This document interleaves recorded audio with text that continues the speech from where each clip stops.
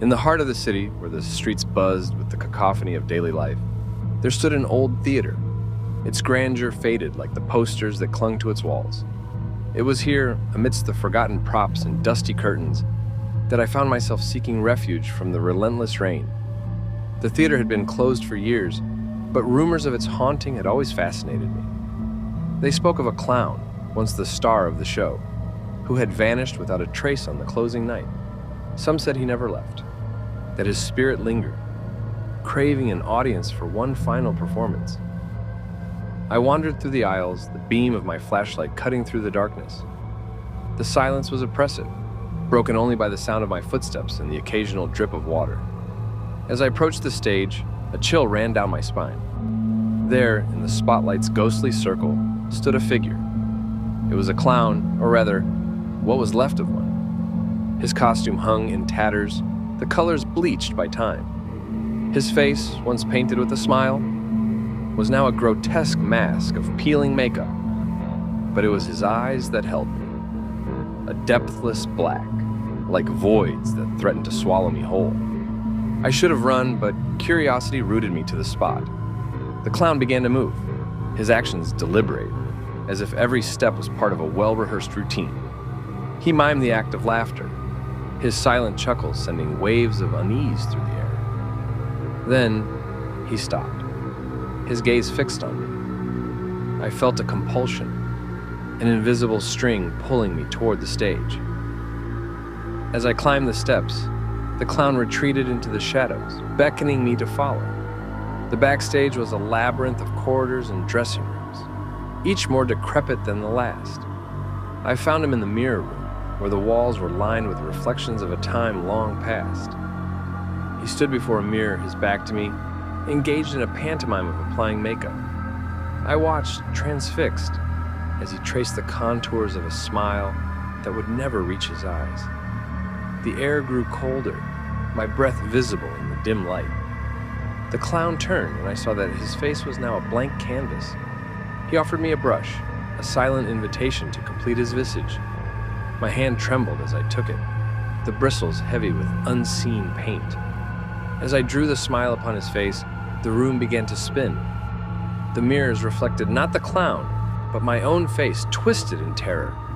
Laughter echoed around me, not silent as before, but loud and mocking. It was then I realized the truth. The clown was no ghost, but a reflection of fear itself. I stumbled back, the brush clattering to the floor. The laughter ceased, and the clown's figure faded into nothingness. I was alone, surrounded by mirrors that now showed only my pale, frightened face. I fled the theater, the rain outside a welcome relief from the nightmare within. The city continued its endless rhythm, oblivious to the terror that lurked in the shadows of an old theater. But sometimes, when the night is still and the world is quiet, I can hear it. The faint sound of laughter, a reminder that some performances never truly end. In the days that followed, the encounter at the theater haunted me.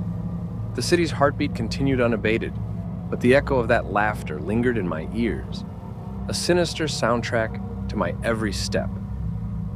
I avoided the street where the theater stood, yet its presence loomed in my mind like a shadow I couldn't shake. Nights were the worst. I'd wake, drenched in sweat, convinced the clown's hollow eyes were watching me from the darkness.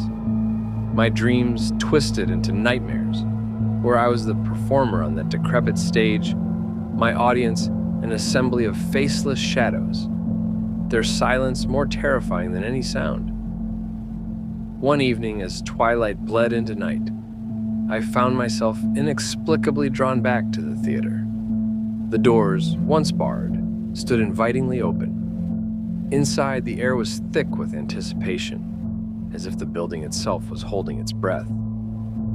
I moved as if in a trance, drawn to the stage where it all began. There, in the center of the spotlight, was the clown's costume, laid out as though waiting for its wearer. A note rested atop the fabric, the handwriting jagged and erratic. The final act awaits, but only one can perform. Will you take a bow, or will you become the show? I reached out, the fabric cold beneath my fingers. The theater seemed to close in around me, the walls whispering secrets in a language I felt rather than heard. Fear clawed at my chest, urging me to flee, but it was too late. The costume enveloped me, the mask adhering to my face with a chilling finality. The last thing I remember was the sound of an audience erupting into applause, their laughter a cacophony that filled the void where my thoughts used to be. Now, I perform endlessly, the line between the clown and myself blurred and indistinct. The theater may be forgotten, but the show, it seems, must go on. And I, the unwilling star, trapped in an eternal encore, always searching for the last laugh that will never come.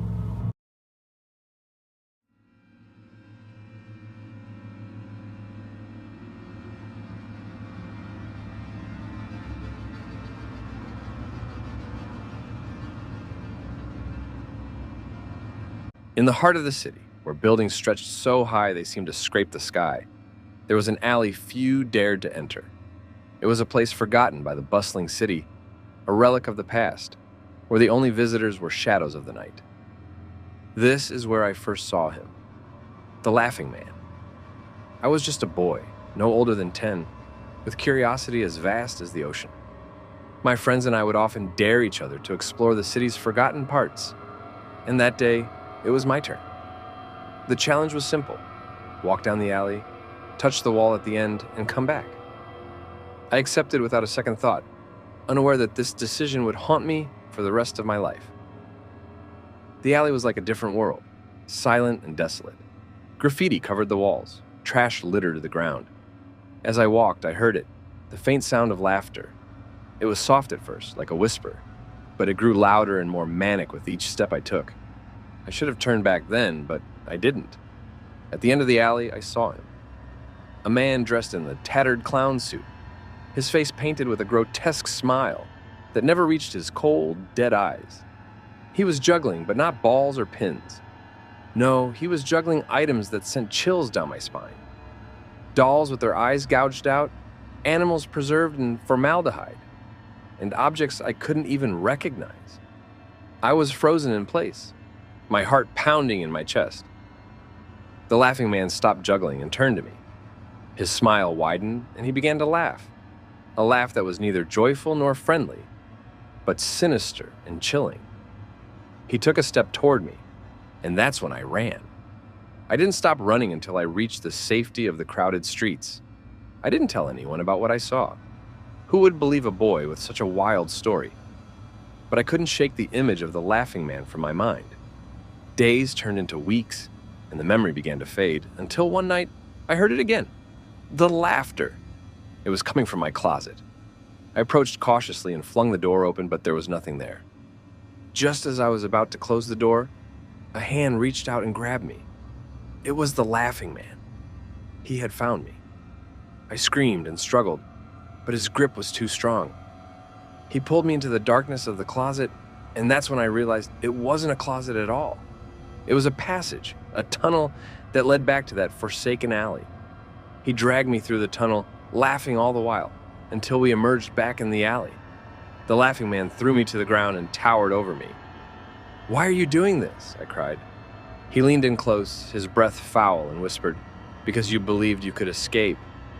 But there's no escaping the Laughing Man."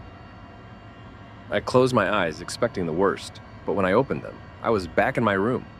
It was morning and sunlight streamed through the windows. It had been a dream, a terrible, vivid dream, or so I thought. As I got up, I felt something in my pocket.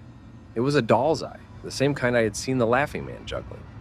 That's when I knew it wasn't just a dream. He was real, and he had marked me. From that day on, I lived in fear, never knowing when the Laughing Man would return. I grew up, moved away, and tried to forget. But every now and then, when the city is quiet, I hear it, the faint sound of laughter, reminding me that he's still out there, waiting. And sometimes, late at night, when the shadows grow long and the world is asleep, I wonder if the Laughing Man is just a figment of my imagination, or if he's lurking in the darkness, waiting to pull another unsuspecting soul into his world of madness.